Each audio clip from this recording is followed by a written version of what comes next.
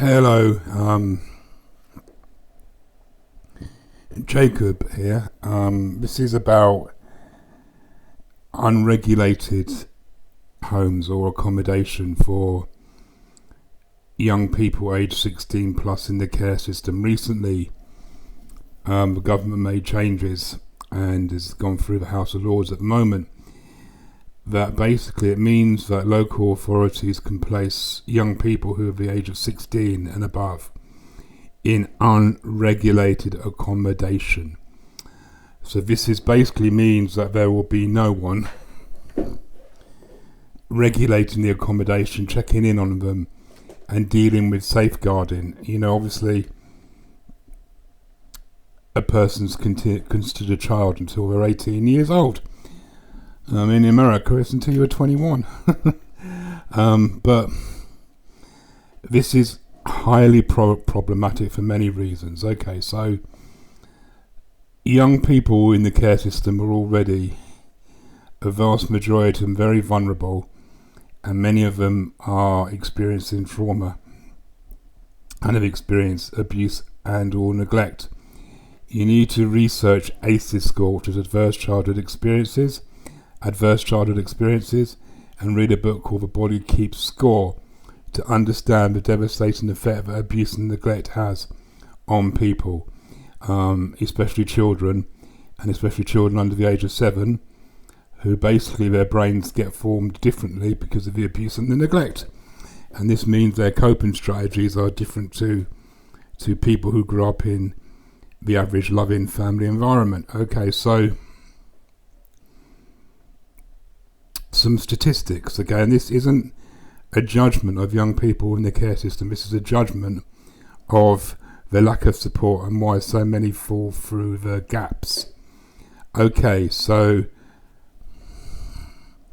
only 6% of kids in the care system go to university, which is much, much lower than kids who are at home. This number is increasing, which is really good, and that's very, very positive. And there's lots in place to support these young people to go to university. But there's not much support for people who don't want to go to university. This is academic fascism, really. I.e. academia being seen as the only measure of success for a young person. Now, care experienced people are 40 times more likely to go to prison, 7 times more likely to die before the age of 25, something like 30 times more likely to be homeless, and 30 times more likely to be involved in selling sex and sexual exploitation. So if you're placing young people who are 16 years old in accommodation that isn't regulated, often this might be a hostel or some kind of halfway accommodation which is filled with people who are coming out of prison and people who have drug issues and people who are homeless. Not judging these people whatsoever and blaming them in any way, shape or form, but you're placing young people in a very vulnerable position where they will be open to exploitation, and if they're not getting support because they're not following an academic pathway into university and maybe want to do something else with their life, which there may be support for depending on the local offer from the local authority in regards to what they're offering care experienced people. This means that basically, these young people aren't really having many adults who are looking out for them. And obviously if you are in a vulnerable position and you're on a low income and you're isolated from everybody, if people befriend you for nefarious reasons, and quite often it is for nefarious reasons because they know very well that these young people are vulnerable, so they're easy prey, so they influence them with promises of easy cash and iPhones and iPads and laptops and whatever it is, new clothes, latest trainers, whatever, they're quite likely going to go, well, why the fuck not? Do you know what I mean? So it is morally reprehensible that this takes place.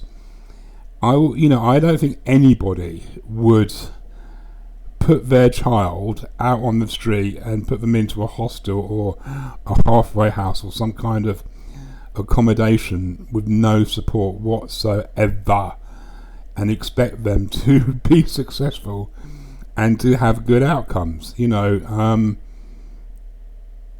the government say, well, people are coming into the care system later.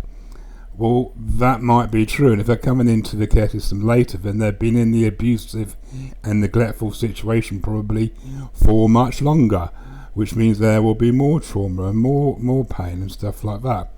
Unless there is support, a whole range of support, financial support, practical support, emotional support, intellectual support, these young people are going to find it very, very, very, very hard to succeed, much harder than anyone else who would grow up at home with mum and dad, So they're having barriers and obstacles put in their path, and they're already starting off from a disadvantage, and there's absolutely no rationale to place young people who are 16 plus in this type of accommodation. They need to be fully supported up until they're 21, if they want to be, or at least until they're 18. And if they want support until they're 21, they should be able to receive it. There are some local authorities. Stockport is offering all young people up until the age of 21 free driving lessons, free broadband, no council tax, and have to pay council tax. They're offered accommodation, supported accommodation. So this would be supported lodgings, or they'd be put in a proper flat, with support in place. And this is what really should be happening in every single local authority. So, I'm quite angry, upset, and heartbroken that this is taking place, really, and it really does need to change. And obviously, at the moment, we've got the care review taking place, and this really needs to be a very important aspect of the care review, because this is the end of the journey in the care system, which is the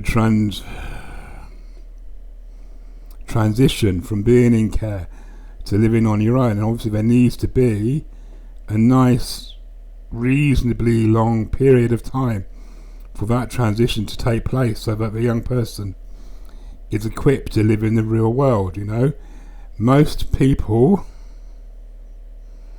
rely on their mum and dad way into their until they die. Most people rely on their mum and dad in one way, shape or form until they die, and obviously people who are care experienced don't have that luxury.